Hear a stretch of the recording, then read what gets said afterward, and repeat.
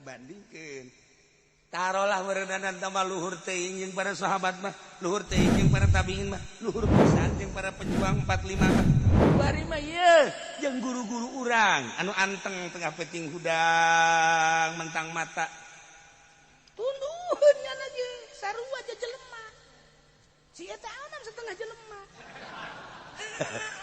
tuduh tapi biasa bae lah mata nu Allah tunduh nu Allah nyangakeun Gusti ka Gusti tuh dipake tafakur pake riyadhah dicoba tak ku urang tuturkeun tah jelema-jelema anu takarrub ka Gusti Allah tengah penting coba aing nuturkeun lah perang mah meureun teu kudu make tanaga ya kita mah ya udang ti penting bae mah perangna udang jam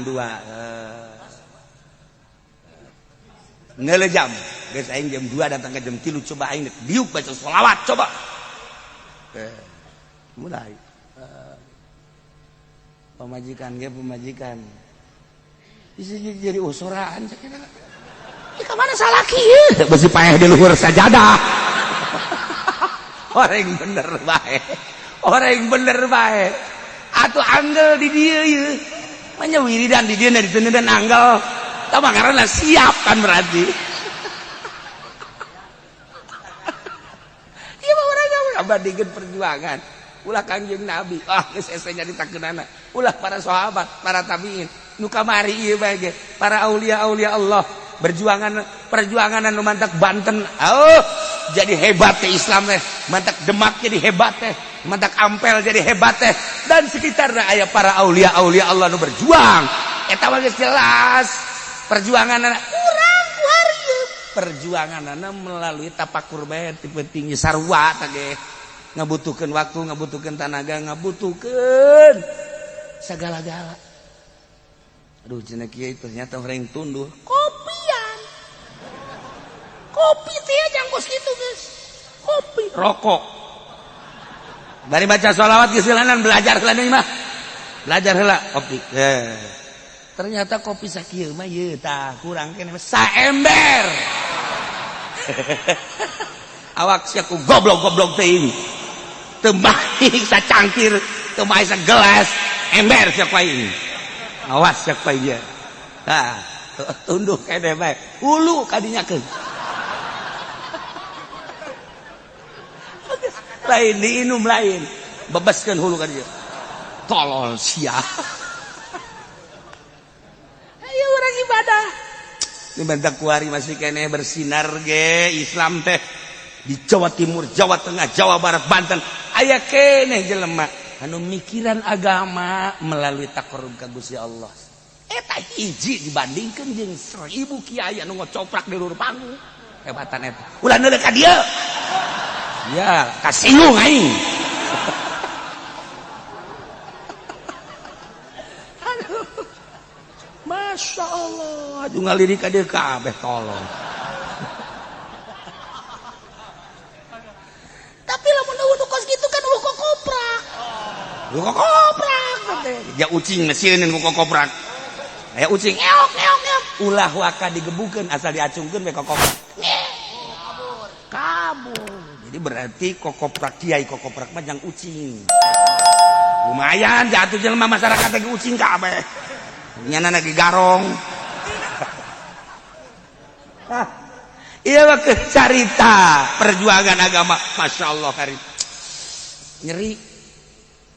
nyeri indah kadang orang merenung Masya Allah Karim Pohara perjuangan teh mantak kuari bersinar tadi Indonesia hasil baheula para aulia-aulia Allah tinggal diteruskan kurang kuari teh ya hasil perjuangan para aulia Allah para ulama sholihin tinggal diteruskan geus kurang kuari biasa bae tenang tentrem urang cukup ngadoa bae ka Allah doakan nu mantak jelema cara rinta raresep urang teh ngadoana ya Allah ya Rabbi usaha supaya maraji usahana dari pemerintahan supaya talalentrem jeung supaya jala lujur nu tani supaya bagus tanina jeung supaya kaala supaya talalentrem nu ngawarung kabeh nu magahan ngaji kabeh teu kudu bebeja sia ku aing didoakeun si jujing bae eta mah aya muatan tah mah ki pudol eta mah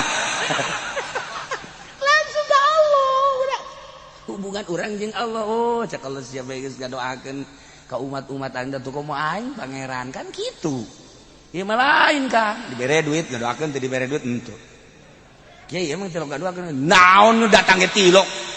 Mu kudu ngadoakeun ka nu tilok datang. Deh tamu musuh aing. Deh kiai si mumusuhan. Kahayang aing mah atuh ngondang aing muludan aing rajabah. Ieu mah mulut tilok ngondang, raja tilok ngondang. Atuh teu ngondang ge berkat-berkat. Ieu eueuh hating. Teu bahasa hating, bahasa mana eta? Eta kan lain kiai kos kitu. Ai kiai ya Allah ya Rabb Gusti. Salametkeun keluarga, salametkeun murid, salametkeun tetangga-tetangga kawau-kawau.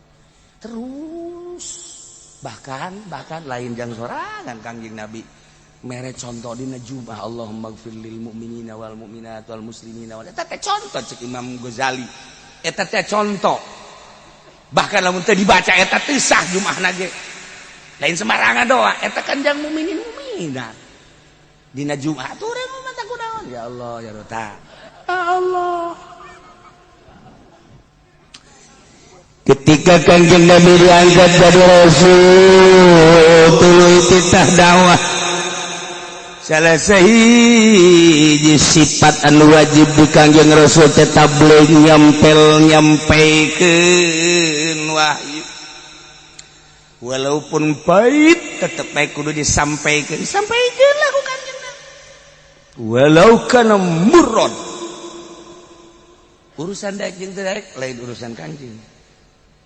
Tapi Kanjeng Nabi mas sebatas nyampaikeun. Daek nu ngadaikeun Allah, teu daek nu ngateudaikeun ge Allah. Itu urusan Allah. Urang mah nyampaikeun. Mata kiai sok mamarahan, tolol. Aing teh ngaji di mushola. Kunaon atuh teu dararatang sia. Juga si pake geus ngaji ge teu dipararake. Geus bubar. Cak masyarakat teu los. Dua deh ge bubar. Kiai goblok. Atuh kieu lain kitu gaji bae. Geus teu kudu diajakan gua sorangan abi bae. Bejan bae cek urang teh indek ngaji mah teu aya daekeun atuh mangga teu daekeun geus. Sampaikeun atuh murid teu narurut. Atuh urang mah sakadar nyampaikeun nu nganurutkeun jeung nu teu nganurutkeun makan Allah. Acenah nyana dibere hidayah atuh nurut. Acenah henteu atuh henteu. Urusan make mah teh urusan masing-masing. Kan ngarasana urang ge karasana tiis ka urang. Ieu mah lain, Pak. Lain kieu eta. Mushola, geus. Urang mendingan nyumput bae ulah ngaji. Anu bisa nyumput ka situ beung, ngocoprakna cenah mah. Ngocoprakna aju sagala yang dibere, sagala yang disumbang, sagala yang aing mah bosan ka kieu kos kitu. Mending rantai bae ku urang kieu nya. Tungtung da bale ngaji, ngarantai kiai goblok.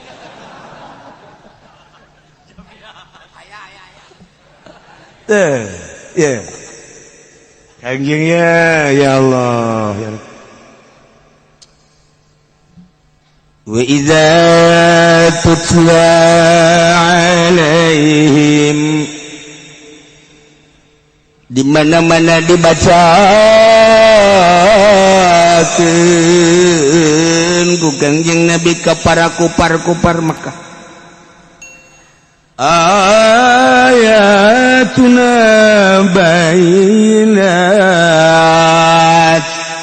ayat-ayat kaulan wagung cik Allah yakni Al-Quranul Karim dengan jelas nyata bahwa Quran teh merupakan wahyu. Dina ayat tersebut teh jaritakeun tentang ketuhanan ketauhidan. Dulur cek Kanjeng Nabi teh ieu teh pangeran teh Allah alladzi khalaqas samawati wal ardh nu pahala geus dibaca. Pangeran teh anu kasifatan wujud kidamba komo khalaqah lil hawadis dan selanjutnya. Anu ngatur-ngatur urang hirup jeung paeh teh pamere Gusti Allah. Susah jeung senang teh pamere Allah. Sugih jeung pake teh pamere Allah. Urang madar mah teh ngan sakadar pa ikhtiar jeung kasab. Adapun anu nangtukeun makan Gusti Allah. Cek Kanjeng Nabi ulah sok mangeranan ka batu, ulah sok mangeranan ka kayu. pangeran-pangeran batu, pangeran-pangeran kayu. Eta mah lain pangeran diciptakeun ku tangan-tangan manusia. Allah mah allazi khalaqas samawati wal ardh wa ja'ala dzulumati wan nur. Qul huwallahu ahad, Allahus samad, lam yalid wa lam yulad wa lam yakul lahu kufuwan ahad. Dakwah teh Kangjeng Nabi kos kitu. Kadenge ku kupar-kupar Mekah teh. Kumaha bahasana? Ieu. Qala alladziina laa yarjuuna liqaa'ana a'ti biqur'aanin ghairi hadzaa. Cek para kupar-kupar Mekah teh Muhammad. Kupar Mekah teh artina kupar anu teu ngarepkeun kana kapanggih jeung kaula nu agung. Cek Allah teu percaya berarti kupar ngaranna. Cek nu teu percayaeun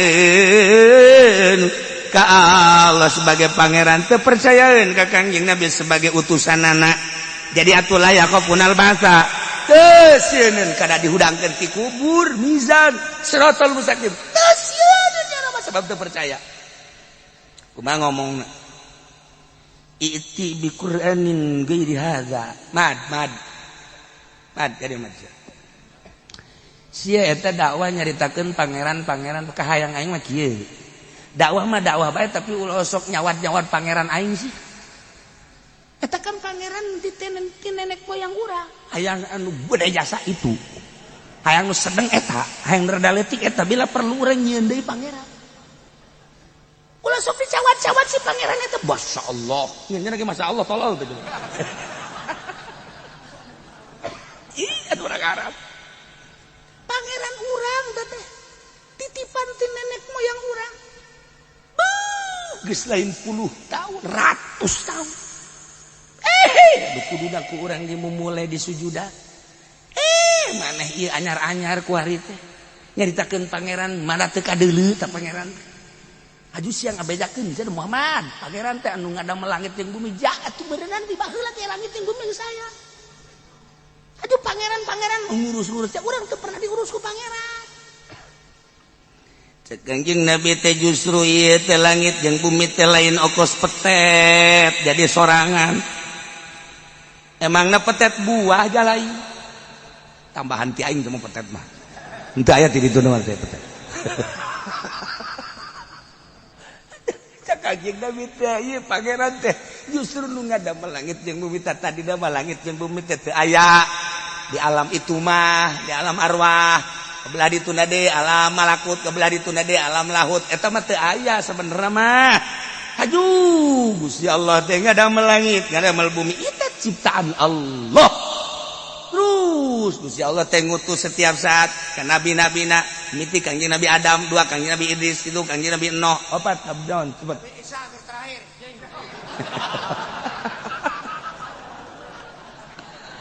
Saya tuh mengaji bodoh terus. Tak pula Nabi akhir zaman si Kangjeng teh nyaritakeun ba pangeran teh Allah. Qul huwallahu ahad, Allahus samad, lam yalid wa lam yulad wa lam yakul lahu kufuwan ahad. Mad. Coba si dongengna nu sejen bae sih. Dongengna nu sejen lo sok haju nyinggung-nyinggung pangeran. Kan lamun nyinggung pangeran kumaha mun kadengieun ku pangeran. Wah, Kangjeng Nabi pangeran batu kos kitu betul ngadeng. Duh, man. Lain masalah batuna, tapi eta di jerona man. Pangeran teh kadeuleuna mah batu padahal di jerona anu ngageugeuh teh mah. Waduh sia. Sing hade seolah-olah. Teu aya, batu mah batu bae. Eta pangeran Allah. Man. Lamun sia terus-terusan kos dia awas ya, man. Je parang sana. Ngahina sia ka pangeran. Geus dakwah mah nu sejen bae. Ngajak nu sejen tapi ulah sok nyawat-nyawat pangeran. Awas tah nya. Geus atoh kieu bae geus, ulah sese. Coba man. Asal datang sia nyampaikeun Quran, asal datang nyamperkeun Quran. Aju Quran nyaritakeun eta nyela-nyela kana pangeran. Sagala nyaritakeun hudang ti kubur, sagala nyaritakeun masa, sagala nyaritakeun kitu siratal mustaqim. Riweuh aing mah ngadenge kos kitu. Coba sih ganti Qur'anna ulah Qur'an eta. Tuh kan. Ieu Qur'an di dalam Qur'an jelas. cik jelema-jelema nu teu percaya ka Allah jeung ka Kangjeng Nabi Muhammad teh nyaritana teh itu bi Qur'anin ghairi hada. Muhammad coba datangkeun Quran ulah Quran nu ieu. Quran nu ieu mah bosen ngadanya teh nyacat nyawat pangeran bae. Di kebelah ditulis segala nyaritakeun kubur, segala nyaritakeun baat, segala nyaritakeun masa tekek bengek. Ganti sih coba atuh. Ulah make Quran nu eta mantak naon. Tuh. Qul ma iti bi Qur'anin ghairi hadza au badil atawa ganti bae ku maneh ieu Quran teh Quran nunang maneh bae. Padahal mah nyahuan Kangjeng Nabi teh teu pernah maca, Kangjeng Nabi teh teu pernah nulis, disebut lagi ummi. Ummi teh lain bodoh, ummi teh tara maca, tara nulis. Sebab lamun Kangjeng Nabi nulis beusi dianggap Quran teh buatan Kangjeng. Lamun Kangjeng maca beusi dianggap ieu dongeng-dongeng Quran teh meunang ti sejarah-sejarah kitab-kitab nu baraheula. Tara nulis, tara maca Kangjeng disebutna ummi tapi nyaho. Segala rupa nyaho. Ai si ieu mah nulis terus maca terus. Maca terus deureun-deureun tapi hati nu nyangkrung.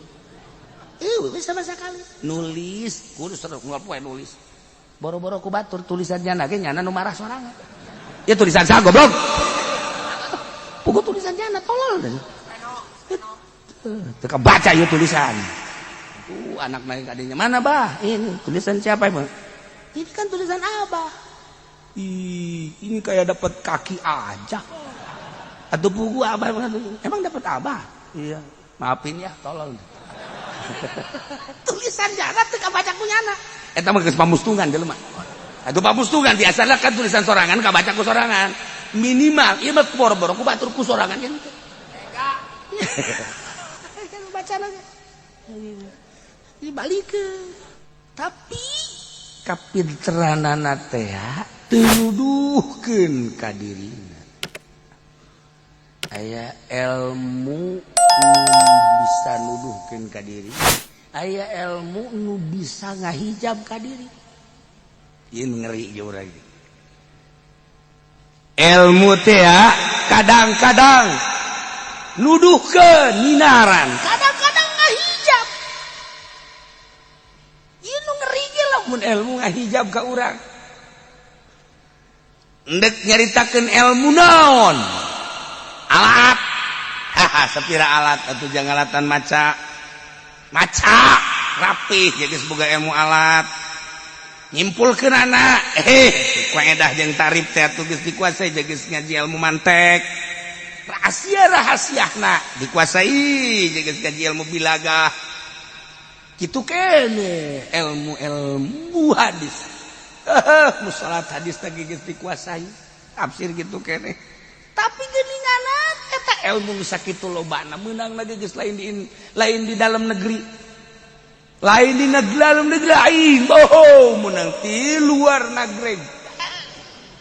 Tasik berarti tah. Ilmu teh menang di Misro, menang di Turkiye, menang di Maroko. Nah, ternyata jadi hijab tidak lantip kolbu. Hirup bakapan namun satungtung masih kene diatur ku nafsu encan jadi jelema teh. Masih kene jadi jelemaan. Masih diutar atur ku nafsu masih jadi jelemaan kene teh lain asli. Ya asli dah hirup urang we teh wauh ka Allah tur nafsu bisa disigraikeun eta karak jadi jelema. Minimal nafsu urang teh bisa nuturkeun syariat minimal bisa nuturkeun syariat. Tuh ieu makan Masya Allah kurang kumaha jelema pinterna di negara urang tapi geuninganan wayah kasogok mah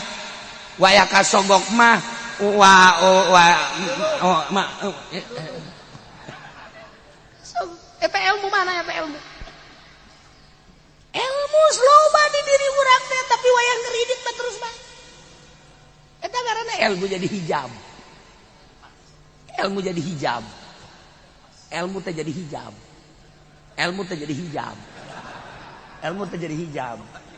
tah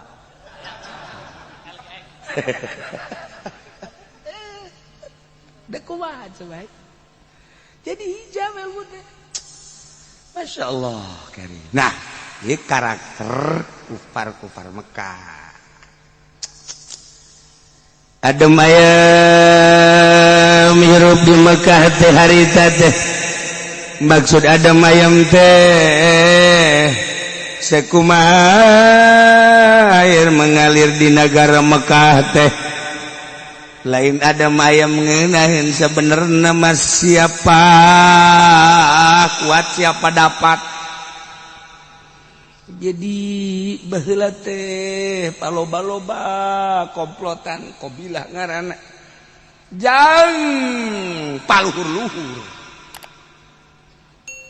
Pagaweanna geus teu jauh hiji mabok mah jurusanana ngabunuh jeung zina, kadituna judi sakitu. Eta agawean teh kos kitu. Deui sapopoe teh mabok, zina, judi, bunuh, perang. Da baheula teh kos kitu teh. Masya Allah. Kangjeng Nabi teh dilahirkeun di tengah-tengah karakter manusia di negara Arab nu model kos kitu. Ya Allah ya. Urang mah kuari ngahareupan karakter Jawa bae ge geus sararese. Urang ngahareupan karakter Lampung bae ge geus hese. Ulah waka salampung urang kawin jeung awewe urang Lampung. Rasakeun sia. Atuh henteu ente man teu kabeh. Ngan 99,9,9 he. Tah, menghadapi karakter eta bae ge tah. Ulah gak menghadapi karakter Salampung, Sapalembang. Urang kan lamun sasalaman pada Jakarta, pada Jawa Barat. Rapi kan sasalaman teh sok karakter urang Jawa Barat. Baheula urang Jawa Barat kan Tangerang, Serang. Pandeglang, Rengkas Betung. Tah eta teh kapan karakterna teh sa Jawa Barat lah ngan beda sautak saeutik. Rengku, ilmu sasalaman teh rapi. Orang Rangkas rapi, orang Pandeglang rapi, orang Serang, orang Tangerang pembangun hebat nomor. Maksudnya Tangerang ya kadieu, Tangerang kadieu. Kumaha orang ningali Cianjuran gitu kan, Sukabumi, Bandung, Parahyangan terapi. Itu Jakarta rapi ge di Jakarta. Walaupun sogol orang Jakarta tapi rapi sasalamanna. Set hangat, salaman hangat orang Jakarta. Set, tek. Komo nu boga pencama, ieu diceklan mun. Ya, ieu diadukeun jak. Jakarta tuh. Aja di sagede kieu beres asalaman teh ieu. Keur carita karakter ieu. Ieu keur carita karakter kan urang. Coba, jol be orang Palembang. Sasalamanna. Heseueun nya mah bongkok kitu. Heh. Bari mah eta kos kitu tah, Sumatera. Ya. Deureus lamun haju matana ka urang mah deureus lain. Heeh. Kadus ya. Untung aing baheula dinasehatan ku guru pencai. Datang ka eueuh pencana kuari. Eta teh sasalaman karakter. Teh kan nisbat di urang teu bagus, nisbat di urang. Sasalaman eta teh nu boga ilmu teh sasalaman. Namun geus kebel di urang karak rada robah. Sakitu geus kebel ge teu robah. Lah ora robah-robah iku mah. Us mengkonon mah aja. Iya, ngabaku iku mah. Wo ora bisa den plocoti itu. Hese, wata. Nah, tuh tapi orang Jogja. Solo bari loba bohong ge. Maksudnya karakter ieu cerita karakter. Iya atuh bohong mah lain di itu bae saru Bandung ge barohong. Eta teh bari kitu teh ngabohong teh. Asli mah henteu. Urang Bandung bari rengkuh gitu, asli mah henteu. Di tukang eta rengkuh munafik ngaranna teh. Yuk keur carita urang ke Mekah. Arab Mekah jeung Arab Madinah jauh berbeda.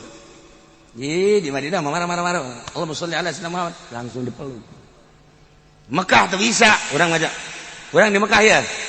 ribut. Allah maca salawat, Allah sholli alaihi wasallam. Melong bagi. Beda Madinah mah, ribut urang bae. Urang ngawartas bae. Kam ya Syekh. Mia real. Alas komisi real. Loh, marahnya no. Allah sholli alaihi wasallam. Begitu, malam dibere dua bang ya. Eta Madinah. Udah sok didikan Kangjeng Nabi datang ka ayeuna pohara amat. Masya Allah karim. Pohara inget ka Kangjengna. Ya Allah ya Rabb, ku sholawat lulu. Sok di Madinah, coba bagi urang marah maca sholawat. Urang marah. Haji Peni pernah marah. Kut urang Arab. Maca sholawat Allahumma sholli alaihi wasallam. Marah. Urang Arab lagi nyahuan nya ieu sholawat teu datang ka hate cek ieu. Urang Arab kan jago.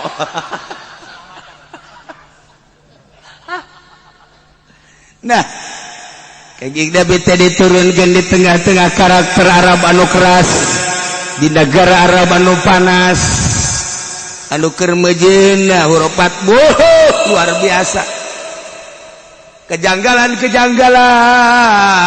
permasiatan teh keur meujeunna. Kangjeng Nabi di dinya diturunkeun, dilahirkeun. Kabelah dieuna Kangjeng Nabi teh katingali berbeda. Menang gelar Al-Amin 20 tahun. Kebelah dieuna pohara. Sarieun simak ningali Kangjeng Nabi ku jujurna. Umur 40 tahun Kangjeng Nabi diangkat jadi rasul. Iqra bismi rabbikal ladzi khalaq khalaqal insana min 'alaq al-ayat. Langsung Kangjeng Nabi sir dakwah teh alon-alon kabelah dieuna kakarak rada kenceng. Sahabat anu korban teh geus lain hiji nu diciduhan, anu ditampiling, anu dibeuleu anu di naon kitu ngaran dipoe, nu diseret. Masyaallah perjuangan agama. Urang mah kuari tinggal ngeunahna doang. Deuleu sahabat baheula. Diseret. Dipoe antara batu jeung batu, buana panas luar biasa. Tenggelam, ciduhan, mempertahankan agama, memperjuangkan agama. Datang ke belah dia ada perang. Urang mah titah di imah datang ke dia bae ge teu ngawuduk heula teu kuat. Berjuang urang teh kos kitu. Berjuang urang teh kos kitu teh ngawuduk heula teu kuat. Ya Allah. Ngaji, kok di luar ngajina? Di luar kesal ngaji bae sih. Lain biasana di jero. Uduk beakeun. Aing lamun di jero bukan kayak digotong. Di luar ieu perang titah ngadengekeun doang geus teu kuat. Perang ngaji titah ngadengekeun doang geus teu kuat. Tah ieu mah lain deuk carita kumaha henteu sabodo tah mah hak masing-masing tah mah. Ieu mah maksudna tak urang perjuangan sahabat deuleu tuh pohara amat. Ulah sahabat nenek moyang urang baheula tah memperjuangkeun negara jeung bangsa jeung agama pohara. Urang mah ieu kuari ieu teu ngawuduk saeutik bae. Babaturan dicarekan kabeh. Teu ngawuduk teh babaturan dicarekan kabeh. Goblok sia. Kahayang mah tuh sesakeun tolong sia. Nyana nu teu ngawuduk babaturan nu dicarekan goblok teh coba yeuh. Ini sebuah perjuangan uduk. Perjuangan. Eta ka mana ieu urang berjuang teh? Bandingkeun.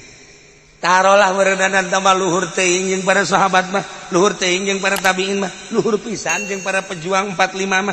Kuari mah ieu jeung guru-guru urang anu anteng tengah peuting hudang mentang mata. Tunduheun nya ge sarua aja jelema. Si eta aman setengah jelema. Tuduh, tapi biasa bae lah mata nu Allah, tunduh nu Allah nyangakeun Gusti ka Gusti. Tuh dipake tafakur, pake riyadhah. Dicoba tak ku urang tuturkeun tah jelema-jelema anu takarrub ka Gusti Allah tengah penting coba aing nuturkeun lah perang mah meureun teu kudu make tanaga. Ya, kita mah ya, udang ti penting bae mah perangna. Udang jam 2. Ngelejam geus aing jam 2 datang ke jam 3 coba aing diuk baca sholawat coba mulai pemajikan ge pemajikan bisa jadi usuraan cekena ka mana salah kieu besi paeh di luhur sajadah orang bener bae atuh anggel di dieu ieu manya wiridan di dieu diteuneun anggel tah karena siap kan berarti ieu mah urang ngabadikeun perjuangan ulah Kangjeng Nabi geus ese nyaritakeunana ulah para sahabat para tabiin nu kamari ieu bae ge para aulia-aulia Allah perjuangan anu mantak Banten jadi hebat teh Islam teh mantak Demak jadi hebat teh mantak Ampel jadi hebat teh dan sekitarna aya para aulia-aulia Allah nu berjuang eta mah geus jelas perjuanganna urang ku hareup perjuanganna melalui tapakur bae ti pentingnya sarua teh ge ngabutuhkeun waktu ngabutuhkeun tenaga ngabutuhkeun sagala-gala aduh cenah kieu ternyata orang tunduh kopi teh jangkos gitu guys kopi rokok bari baca sholawat geus heulanan belajar heula deui mah belajar heula kopi ternyata kopi sakieu mah ieu tah kurang keneh saember awak sia ku goblok-goblok teh ini teu baik sacangkir teu baik sagelas ember sia ku ini awas sia ku ieu tah tunduh keneh bae hulu kadinyakeun lain diinum lain bebaskan hulu ka dieu tolol sia ayo urang ibadah di bantak kuari masih keneh bersinar ge Islam teh di Jawa Timur Jawa Tengah Jawa Barat Banten aya keneh jelema anu mikiran agama melalui takarrub ka Gusti Allah eta hiji dibandingkeun jeung 1000 kiai anu ngocoprak di leueur panggung hebatan eta ulah neuleuk ka dieu ya kasinggung aing aduh Masya Allah aduh ngalirik ka dieu kabeh tolong tapi lamun nu kos gitu kan lu kokoprak teh ja ucing mesieun ku kokoprak aya ucing eok ulah waka digebukeun asal diacungkeun we kokoprak kabur jadi berarti kokoprak kiai kokoprak mah jang ucing lumayan jatuh jelema masyarakat lagi ucing kabeh nyana lagi garong iya mah carita perjuangan agama Masya Allah karim nyeri indah kadang orang merenung Masya Allah karim pohara perjuangan teh mantak kuari bersinar tadi Indonesia hasil baheula para aulia-aulia Allah tinggal diteruskan kurang kuari teh hasil perjuangan para aulia Allah para ulama sholihin tinggal diteruskan geus kurang kuari biasa bae tenang tentrem urang cukup ngadoa bae ka Allah doakan nu mantak jelema cara rinta raresep urang teh ngadoana ya Allah ya Rabbi usaha supaya maraji usahana dari pemerintahan supaya talalentrem jeung supaya jala lujur nu tani supaya bagus tanina jeung supaya kaala supaya talalentrem nu ngawarung kabeh nu magahan ngaji kabeh teu kudu bebeja sia ku aing didoakeun si jijimbahan eta mah aya muatan tah mah Ki Pudoli tah mah langsung ka Allah hubungan urang jeung Allah cak Allah sia bae geus ngadoakeun ka umat-umat anda tuh komo aing pangeran kan gitu ieu mah lain kan dibere duit ngadoakeun teu dibere duit henteu kiai emang tilok ngadoakeun naon nu datang ge tilok nu kudu ngadoakeun ka nu tilok datang deh tamu musuh aing deh kiai si mumusuhan kahayang aing mah tuh ngondang aing muludan aing rajabah ieu mah mulut tilok ngondang raja tilok ngondang atuh teu ngondang ge berkat-berkat ieu eueuh hating itu bahasa hating bahasa mana eta eta kan lain kiai kos ai kiai ya Allah ya Rabb Gusti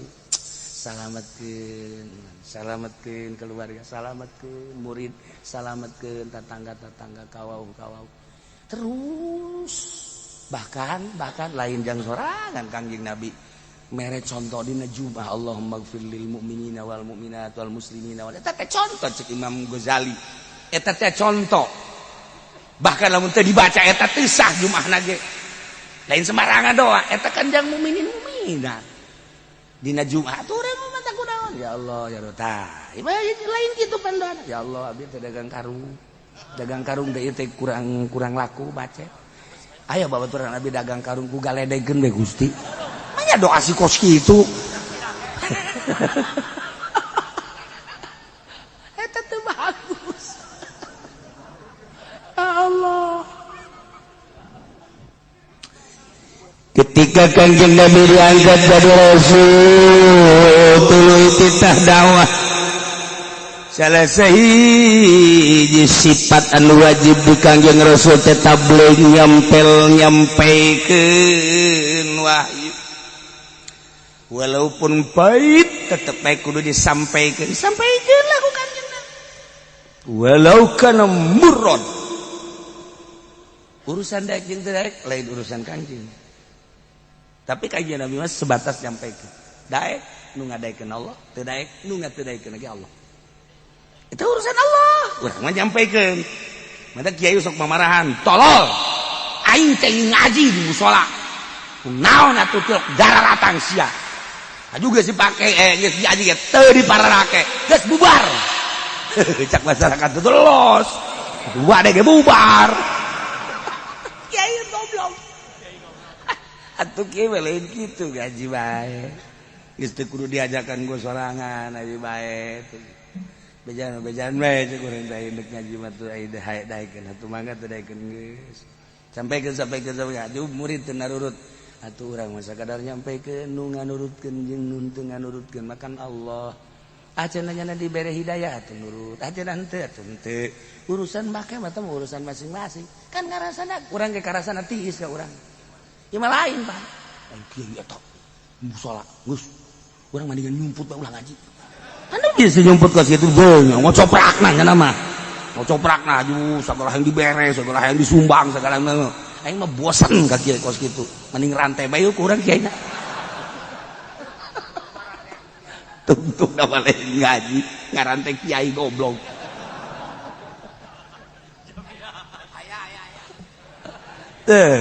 ya kanjengnya ya Allah ya wa idza tutla alaihim di mana-mana dibacakeun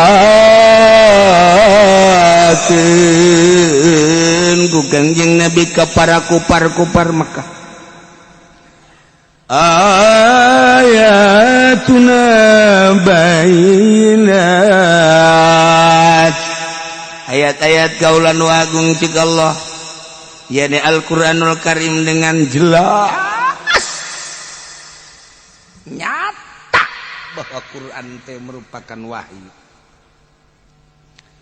Dina ayat tersebut teh jaritakeun tentang ketuhanan, ketauhidan. Dulur cek Kanjeng Nabi teh ieu teh pangeran teh Allah alladzi khalaqas samawati wal ardi pagala geus dibaca. Pangeran teh anu kasifatan wujud kidamba komo khalaqah lil hawadis dan selanjutnya. Anu ngatur-ngatur urang hirup jeung paeh teh pamere Gusti Allah susah jeung senang teh pamere Allah sugih jeung pake teh pamere Allah urang madar mah teh ngan sakadar pa ikhtiar jeung kasab adapun anu nangtukeun makan Gusti Allah cek Kanjeng Nabi ulah sok mangeranan ka batu ulah sok mangeranan ka kayu pangeran-pangeran batu, pangeran-pangeran kayu eta mah lain pangeran diciptakeun ku tangan-tangan manusia. Allah mah allazi khalaqas samawati wal ardh wa ja'ala dzulumati wan nur. Qul huwallahu ahad, Allahus samad, lam yalid wa lam yulad wa lam yakul lahu kufuwan ahad. Dakwah teh Kanjeng Nabi kos kitu. Kadenge ku kupar-kupar Mekah teh. Kumaha bahasana? Ieu قال الذين لا يرجون لقاءنا ائت بقرآن غير هذا cek para kupar-kupar Mekah teh Muhammad kupar Mekah teh artina kupar anu teu ngarepkeun kana kapanggih jeung kaula nu agung cek Allah teu percaya berarti kupar ngaranna cek nu teu percayaeun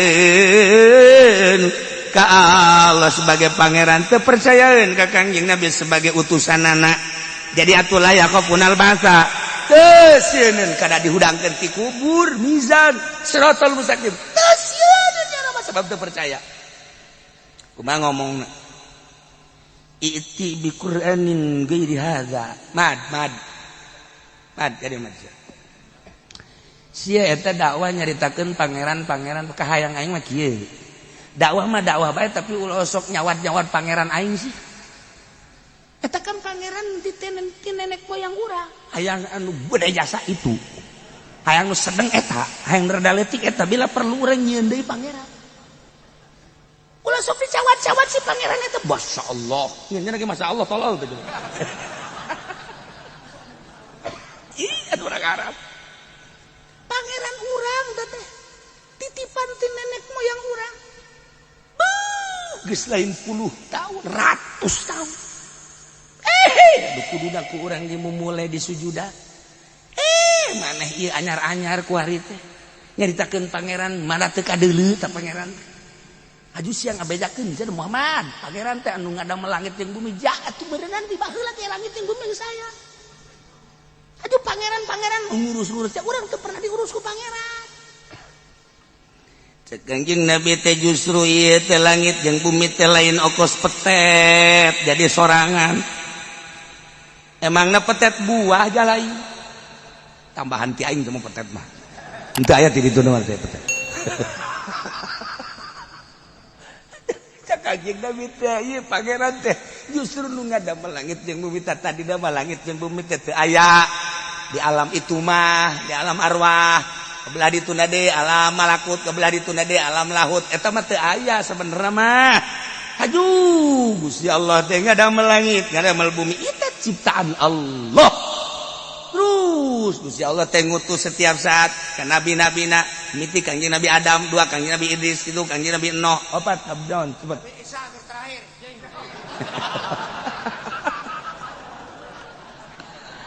saya tuh mengaji bodoh terus tak pula Nabi akhir zaman Kangjeng teh nyaritakeun ba pangeran teh Allah qul huwallahu ahad Allahus samad lam yalid walam yulad walam yakul lahu kufuwan ahad mad coba si dongengna nu sejen bae sih dongengna nu sejen lo sok aju nyinggung-nyinggung pangeran kan lamun nyinggung pangeran kumaha mun kadengieun ku pangeran wah Kangjeng Nabi pangeran batu kos kitu betul kadeng mad lain masalah batuna tapi eta di jerona mad pangeran teh kadeuleuna mah batu padahal di jerona anu ngageugeuh teh mad waduh sia sing hade seolah-olah teu aya batu mah batu bae eta pangeran mah Allah mad lamun sia terus-terusan kos dia awas ya mad je parangsana awas ya ulah sok aju ngahina sia ka pangeran geus dawa mah nu sejen bae ngajak nu sejen tapi ulah sok nyawat-nyawat pangeran awas tah nya geus atoh kieu bae geus ulah sese coba man asal datang sia nyampaikeun Quran asal datang nyamperkeun Quran aju Quran nyaritakeun eta nyela-nyela kana pangeran sagala nyaritakeun hudang ti kubur sagala nyaritakeun masa sagala nyaritakeun kitu siratal mustaqim riweuh aing mah ngadenge kos kitu coba sih ganti Qur'anna ulah Qur'an eta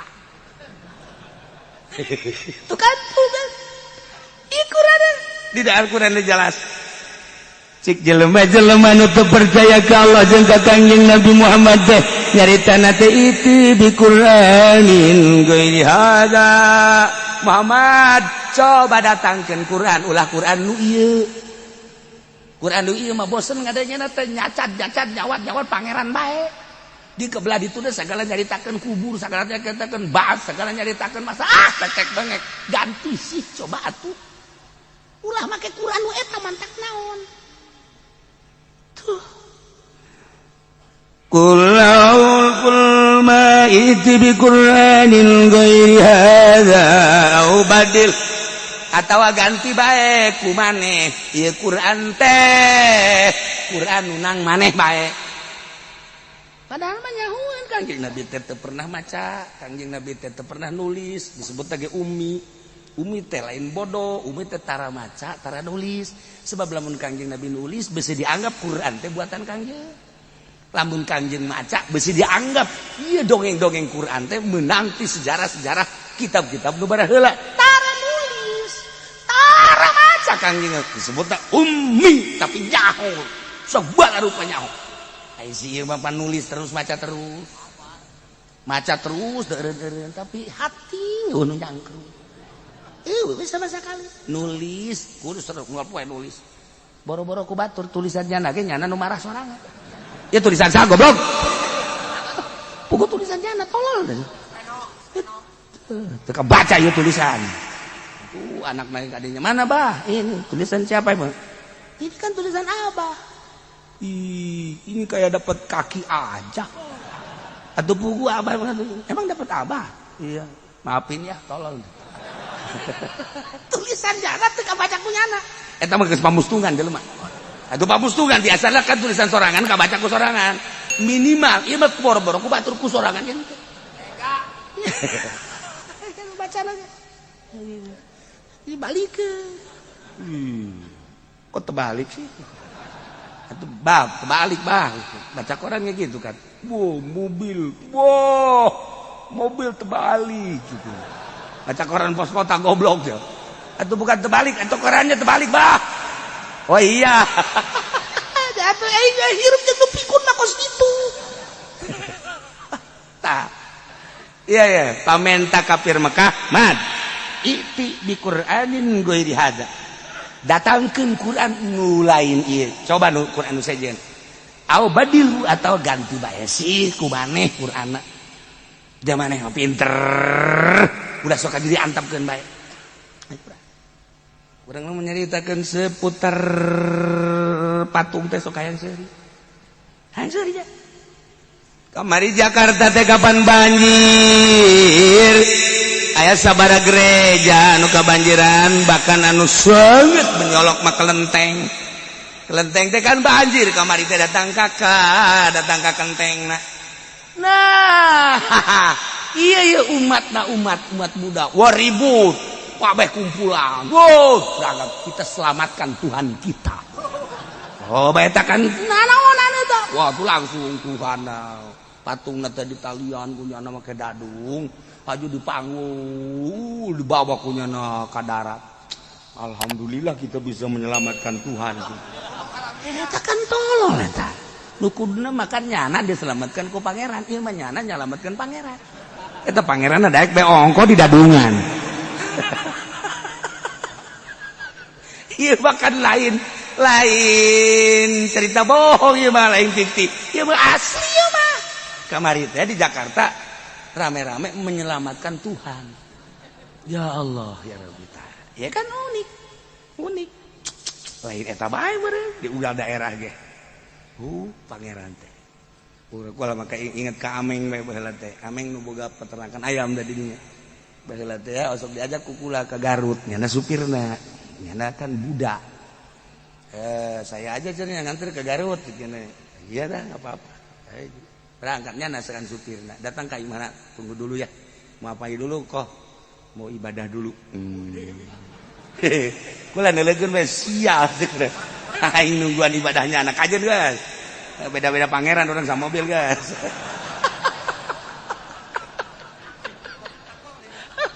Eta singgo masyaallah. Nu mentak kula daek naon? Pamajikanna muriang. Kalau itu saya meninggal, saya kawin lagi dengan orang yang kaya, saya masuk Islam. Tapi kalau saya kawin dengan orang miskin, saya enggak. Gitu amatnya cakap. Atuh kawin mah kawin bae asup Islam bae gimana nanti mun kawin kan sugih Islam berarti kan teu riweuh deui nyanangan dunia tapi lamun kana susah saya enggak masuk Islam eta ujungna berangkat ka Garut dari kikiran teh geus beres mawa ta plastik hideu plastik asor naik ka mobilnya ada supir ya. Tenden di dia di tengah antaranya na jeung kula. Itu apa kok? Tuhan.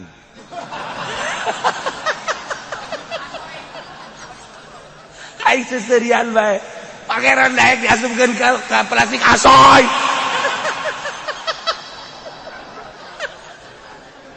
Ieu mah asli mah lain bobogan asli. Masya Allah karim. Nah itu seperti eta, ya Allah. Jadi kenapa dibawa-bawa? Biar enak aja kita di mana aja kan bisa ibadah. Ya tuh kau udah, kalau gitu mau udah amanin itu Tuhan nih.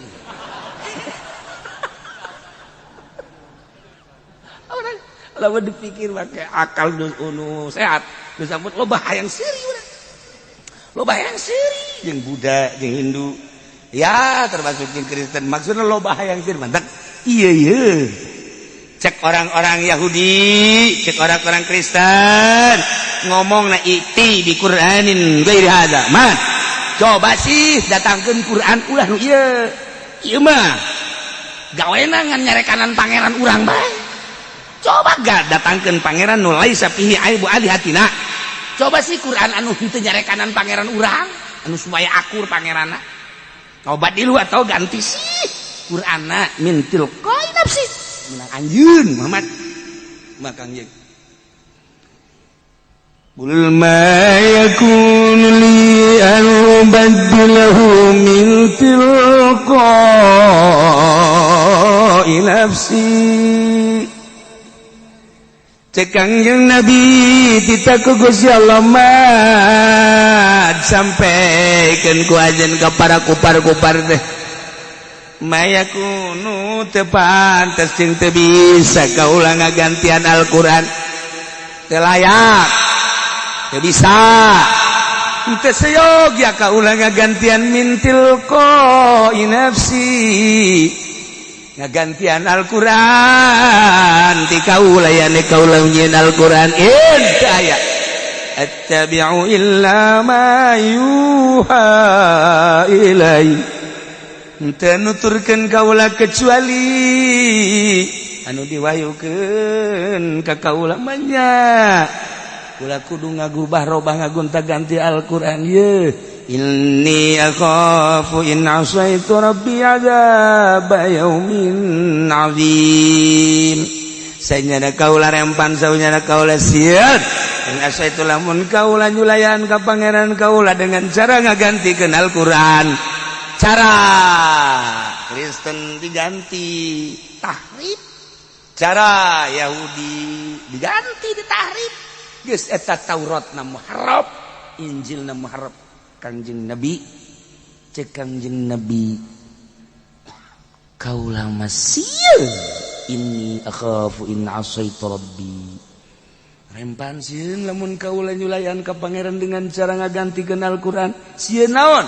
Azab yaumin alim. Sieun ka poe kiamat. Ya urang geus mantak darah yuk di dieu teh urang geus sieun poe kiamat, sieun aya neraka. Kajen teu ngaromong ge ieu teh urang teh embung ka neraka. Si eta badia daek ka neraka teh. Kamari kan geus ditanya daek ka neraka, daek jeung asal tiis bae. Urang mah tiis panas pokona embung we ka neraka. Nyana mah kajen sabodo. Kebal-kebal mati istis ya panas. Geus uraga embung. Adapun hajuku Gusti Allah dikanarakakeun. Mangga bae engke dikanarakakeun asal ulah panas. Mentak cek Imam Jalaluddin Rumi jelema kafir jeung jelema mukmin maksiat sama-sama ka neraka. Tetapi mukmin mah di nerakana indah, nikmat. Mukmin anu maksiat di neraka dibandingkeun jeung kafir ngeunahan keneh mukmin anu maksiat. Sebab da teu rasakeun panas. Panas teh sakedeung. Sakedeung sampai 2 poe ka ditu mah ngeunah. Kumaha mah bisa ngeunah kos kitu? Lantaran nyana selalu zikir ka Allah di neraka. Sedangkan jelema nu zikir ka Allah kan moal panas cek Imam Jalaluddin Rumi. Sapoe panas, 2 poe panas lah. Kaditu nama urang teh ieu teh ngajerit sakieu, cicing sakieu. Gas, mendingan ulah bersuara, mendingan hayo bae zikir ka Gusti Allah tah. untung nanu ngararaje teh kos gitu. Numatak aya jelema maksiat tetapi ke waktu maotna dijadikeun wali aya jelema anu tadina kiai waktu maotna dijadikeun jelema maksiat. Imam Jalaluddin tah eta keur carita keur maot engke di darakana ge geus puguh para aulia Allah para ulama-ulama kasalalorga anu saroleh ieu mah jelema anu jahat biang jahat di neraka tepe 2 poe 3 poe 4 poe adi teh mah indah sebab naon lah urang ngajerit sakieu sakieu marah sakieu gas pasrah bae ka Allah langsung bae malah mah di neraka can boga tasbih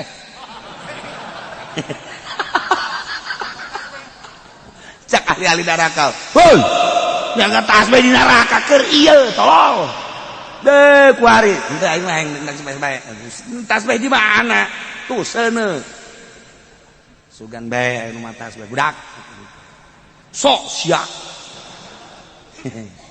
sia jeung hanas bae sagala ieu aing sebenarnya tiba heula teh pangeran aing kan Allah sia geus sarua kan Allah heeh ngan aing mah ieu kan kajurung ku nafsu aing gaji miludaan rajaban aing milu nyaho aing ngan aing kajurung ku nafsu da kiai na ge aya di dieu kuari di mana ieu kalau ngomong aja sia kurang nyaho pangeran teh Allah aing sering ngadengekeun urayan-urayan kiai cenah lamun zikir ka Allah teh manteng ngeunaheun geus aing zikir kuari cak ahli-ahli neraka keur ieu keur di dunia henteu aing mah di dieu ge kajeul di dunia aing teu kaburu kuari neraka lah bisa Imam Jalaluddin teh ya Allah ya Rabb sia dek nuturkeun hayu dek moal atuh moal aing mah nya teh geus sakeu pararanasna aing mah neuk zikir bae ka Allah zikir ka Allah nya di neraka la ilaha illallah la ilaha illallah cak malaikat sanu zikir eta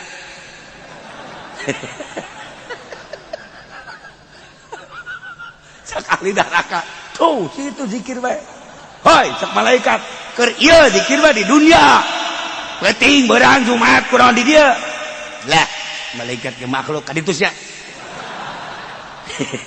cak malaikat serem banget budak yes ya sakitu di neraka zikir panas bae sia di akhirat mah ulah loba omong indit aing mah aing sama sia ya mah paling yang nempoan doang jangan iskeun moal bisa sia cak malaikat sia bahasa mana sih eta bahasa terbagus sama sia mah buka hayang aing mah malaikat kan ulah sia-sianya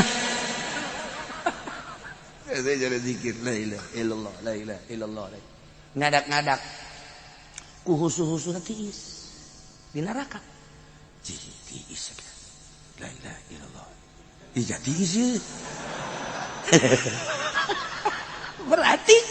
berarti bener kangjeng berarti bener sahabat berarti bener Al-Quran berarti bener para aulia Allah berarti bener para ulama-ulama ternyata di akhirat ge di surga di neraka ge tiis sakian lagi ya ngabejaan nya dakwah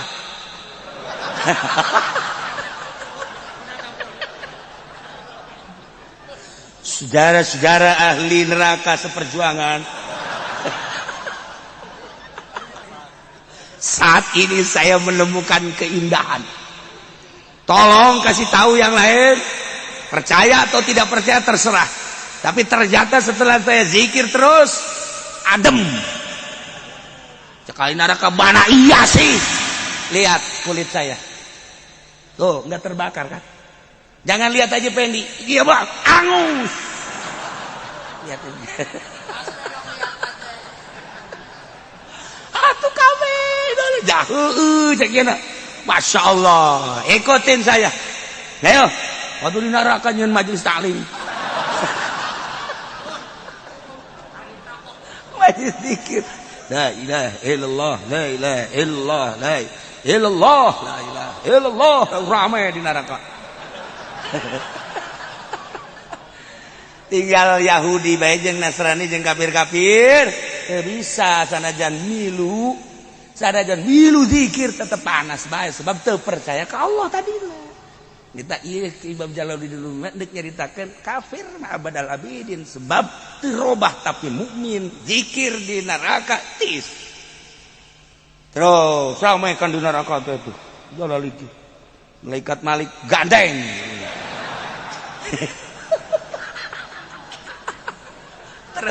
terus bae zikir illallah la ilaha illallah. Ya otomatis kan aya bukuna anu kudu 10 tahun, anu kudu 15 tahun, 20 tahun, 100 tahun.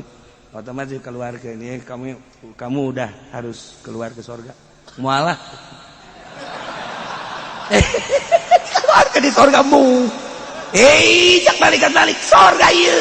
Henteu cek cenah. Kok bisa teu? Ya atuh ka surga kan maksudnya supaya tiis, atuh di dieu geus tiis. Masyaallah cek balik jadi kos kieu. Ulah bomong sia. Cing ngerempel bae sia.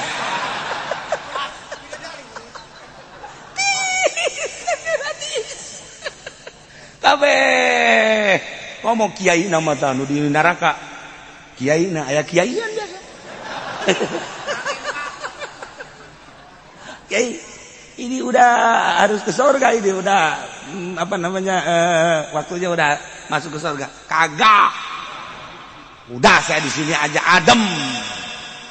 Begini Kiai, masalahnya bukan sekedar adem, di sana kan ada buah-buahan, ada minuman, ada bidadari. Nggak pengen.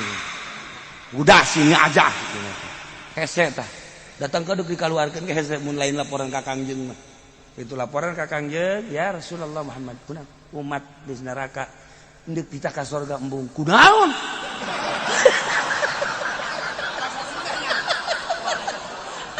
Kangjeng da mikir. Wih, kunaon dari ka surga jadi embung. Coba pariksa coba kan itu pariksa ku Kangjeng Nabi. Oh, kabeh Abu Bakar, Umar, Utsman ka neraka kabeh. Ku jeprakan. Mana kiaina ceuk teh. Saha ngaranna? Ayalah malu bejakeun.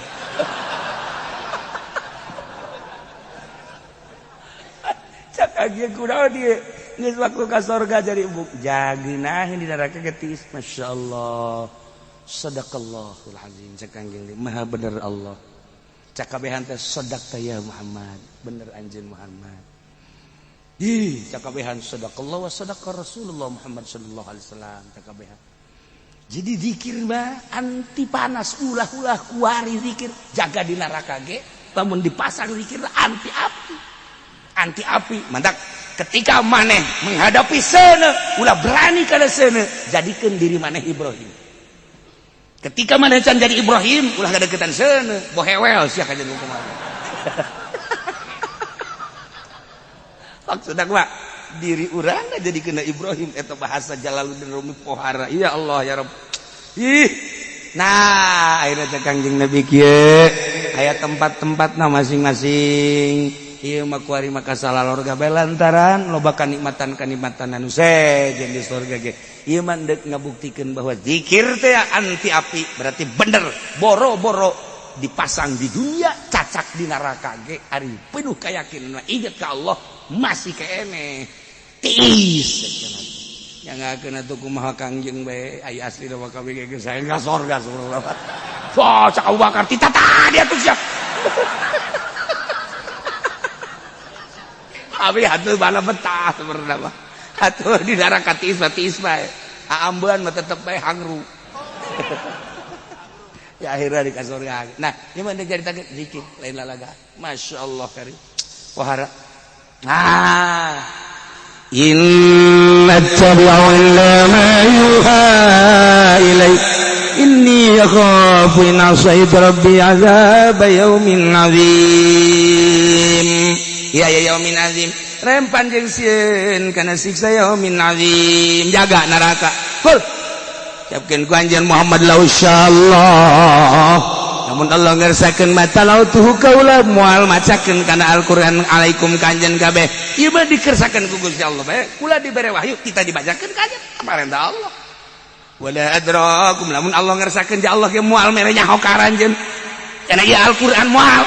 Ieu nyaho bahwa ieu Al-Qur'an teh Allah kurang kumaha sebenarnya mah kaula babarengan jeung anjeun faqad labithu fikum umuram min qabli pan kaula teh geus cicing babarengan jeung anjeun sabaraha taun 40 tahun memek dibere wahyu babarengan teu pernah macakeun Al-Qur'an kuari bacakeun Al-Qur'an teh ti Gusti Allah apana tangilun sing kula diberi Al-Qur'an ku Gusti Allah ditah disampaikan iyalah bentukna Al-Qur'an nyaritakeun pangeran anu asli nyaritakeun rasul nu asli nyaritakeun kehidupan akhirat.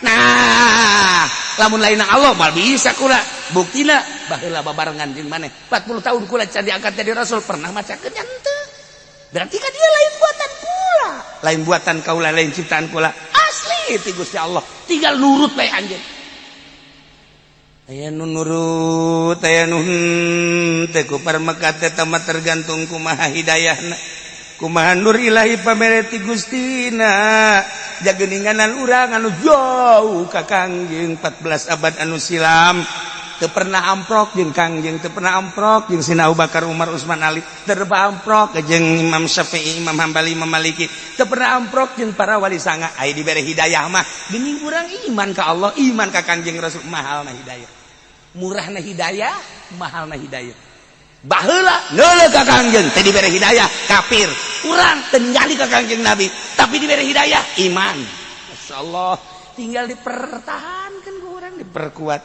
sing hade beus ngageus isuk pake eto tinggal salengkah deui urang hirup ku sabab ngeridit urang jadi ka neraka naudzubillah min zalik ku sabab disogok ku urusan-urusan negara haju urang ka neraka naudzubillah min zalik bener ge Allah Maha Ghafur Marut tapi lamun geus benci Allah kumaha coba ku sebab ngabohong dagang ngabohong melulu dagang ngabohong melulu dagang baheula sia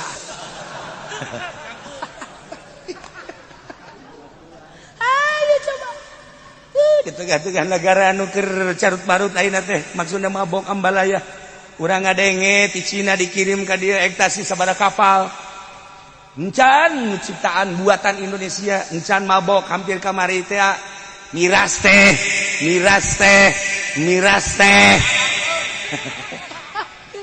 untung masih kene aya colekan toelan jeung alhamdulillah masih kena didenge tah kuari nu babok ambalaya zina ambalaya judi kuari mah baheula mah judi teh kudu ka Jakarta judi teh kudu ka Singapura kuari mah di jero kamar bisa judi di WC bisa judi Masya Allah karim perjudian teh luar biasa. Nah ini tinggal masing-masing orang mentek cek Gus Dur teh mah sebetulnya belum siap kita menghadapi era globalisasi. Cek Amin Raib siap tidak siap ya kita harus paksakan. Gus Dur benar ingat ke bangsa Indonesia terus karakter bangsa terus agama anak kuari kuat tapi anak yang incung ke ayah pikiran dede jengnya kan terus Gus Dur mah bagaimana ke depannya ini anak kita bagaimana nah iya kita ditarik Gus Dur padahal pemal bisa ditahan kan bahasa Gus Dur teh kos kitu tah belum siap kita menghadapi era globalisasi padahal mah siap atunya lebih nyaho ngan eta tah pikiran anak incu Masya Allah kuari nu korban HP ambalaya geus puguh bapakna tilok balik-balik korban HP bapakna aduh indung nanggeus liuk deui beung datang ke panjang duluan salaki teu datang ke anak korban HP ambalaya iya pak bisa urang kudu bisa sing bisa paksakeun urang jang urang keneh kepentingan anak ya Allah ya Rabb nah ieu Al-Qur'an asli ti Gusti Allah Al-Qur'an teu bisa dirobah Al-Qur'an baca di akhirat bakal jadi nungtun urang ketika urang karumpul di ditu teh nyaho urang teh kudu ka mana ieu teh jembatan teh teu nyaho wali Allah mah sakiceup geus puru para syuhada ulama-ulama lalumpatan nu lempang ngesor ge datang urang mah teu kadeuleu jembatan Siratal Mustaqim teh kadeuleu ndek ka mukahat teu kadeuleu mah cek malaikat euy karumpul di dieu kenaon ieu henteu naon atuh ke gerak ka sorga teu kadeuleu jembatanna atuh ngaeu jebur we ka neraka wah ngunah bae panas ya kenaon ieu nungguan bos sa nungguan Haji Pendi ye cek malaikat tah bukuna ge di aing jahanam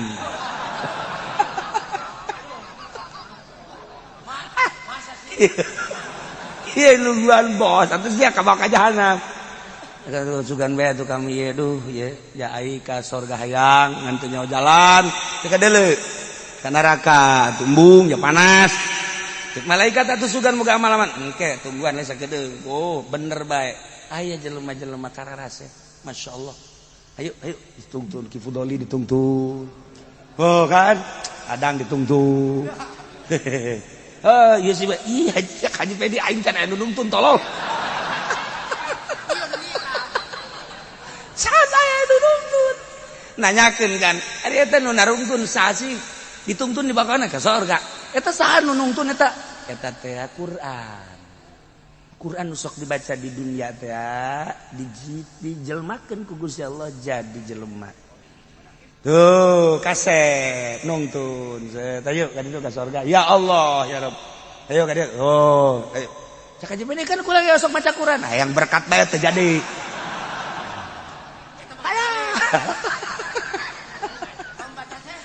Kau mau baca saya mah penghinaan kawali tambah.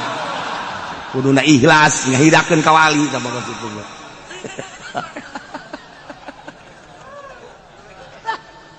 Aduh, tinggal ikhlas doang. Ya Allah, ya Rabb, masyaallah. Iyalah Al-Qur'anul Karim penuh tuh. Sakumaha anu jelaskeun ku Kangjeng Nabi geus puguh tabarok, geus puguh waqiah, geus puguh ar-rahman, geus puguh yasin. Nah, sakedeung deui, lain sakedeung deui urang peuting teh nisfu Saban. Ya, urang nanggalkeun rewahna Senin. Senin Salasa Rebo. Ngahenen kalasa Ro. Senin Selasa Rebo, Kamis, Jumat, Sabtu, Minggu, malam Senin. Jadi malam nisfu, malam 15, malam kunut, malam ke-16. Bedana kitu dina Islam mah. Panjang ta elat-elat dina fikih. Ieu keur carita kurang penting babarengan di imah masing-masing atawa di musola atawa di majelis salim atawa di masjid berjamaah ba'da maghrib ulah ngomong nanaon heulanan kecuali ngomong-ngomong yang kepentingan maca Yasin. Ya, maca Yasin 3 kali sakumaduni Banyu Sarip. Ya, maca Yasin kahiji, kadua, katilu doana eta geus dirangkum. Penting teh sing hade ulah dilewatkeun. Sebab naon? Sebab amal urang sataun. Ieu tutup bukuna malam nisfu Saban. Tutup buku tek laporkeun ka Gusti Allah. Ganti ku buku nu anyar. Ya Allah. Jadi lamun awalna Yasin baheula tahun kamari, kuari diakhiri ku Yasin. Sugan bae begitu loba kamaksiatan kan? Kamaksiatan lu sejarah 1 tahun. Barang dibuka ku malaikat, ieu mah Yasin kabeh.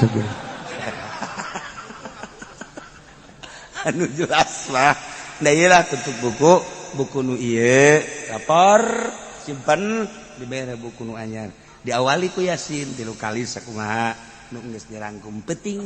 Engke malam Senin urang babarengan nisfu Saban di tempat masing-masing. Iya.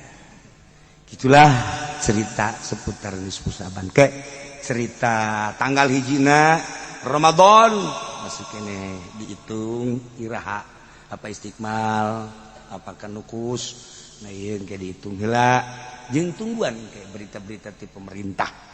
Kula mah sakadar ngamalkeun ilmu hungkul jeung nyaritakeun tanggal hijina menurut hitungan Sulamunairen iraha ke urang carita dina minggu terakhir pangajian sakalian urang nyaritakeun tentang puasa. Nah ieu mah Al-Qur'an baca. Namun urang teu bisa maca Quran menitah batu. Batur Ustaz ka dieu teh. Ieu tah duit 5 juta baca Quran. Sajuz bae 5 juta ulah hese.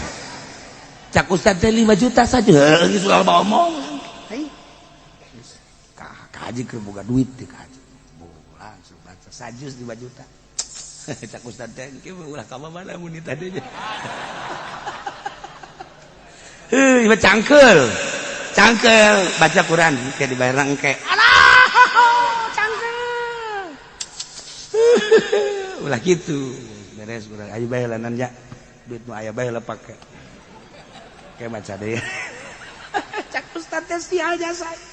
Aduh ya Allah ya Rabbi. Aya ada sok kuling ngazarahkeun teh kuncen sok. Santri ka dieu, Ustaz ka dieu. Ikutin tolong saya antar ziarah ke anak saya udah duluan mati. Termasuk saudara saya. Ya. Berapa mau bayarnya? Galib 10.000 lah. Oh ya nggak apa. Datang ke makom. Hadiah. Terus baca Quran. Sakuran inna jahannama kanat mirsada lit-taghina ma'aba. Cakiran saya. Kok baca surat ayat jahanam teh? Kan baca bayarannya 10.000. Kalau bacaannya surga harus 100.000. Ya tuh nih. Nah. A'udzubillahi minasyaitonir rajim. Tolol tak kiai aja goblok. Mantak lamun 10.000, itu ayatna ayat jahanam. Tipu doli tah lamun dibayar bae 1 juta, ayatna jahanam mah lulu. Tilok ayat surga.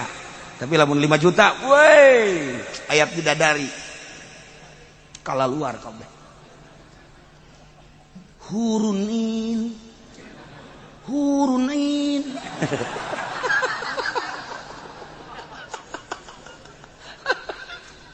Masya Allah. Innal jannata hiyal ma'wa. Hurunin. Budak maca Quran teh nyanyi sih. Oh, tanya pun baca Quran panjang-panjang aja di bolak-balik kos gitu. Bayarannya 5 juta. Iya, 1 juta mah bolak-balik jahanam deh. Aduh, eta bisa eta anekdot Gus Dur sebenarnya. Anekdot Gus Dur keneh aya ustad di Jawa mah masuk ngazarahkeun. Eta tah aya ibu-ibu tolong jarahin anak saya mati meninggal duluan ieu. Eta bahasana jahanam deh. Nyolek kok ayatnya jahanam lagi. Bayarannya kan 10.000. Lu kalau pengen ayat surga 100. Dibere harita keneh. Wah atuh ngajak direk bae ayat surga. Orang lain di Jawa bae dirimpak kos kitu. Gitulah para jamaah kaum muslimin wal muslimat rahimakumullah, urang kahibur ku Al-Qur'an, kahibur ku ayat suci Al-Qur'an, kahibur urang ku dongeng-dongeng jeung cerita-cerita, sehingga hiburan-hiburan tersebut mudah-mudahan jadi mukakeun hati urang untuk meraih ridho Allah Subhanahu wa taala.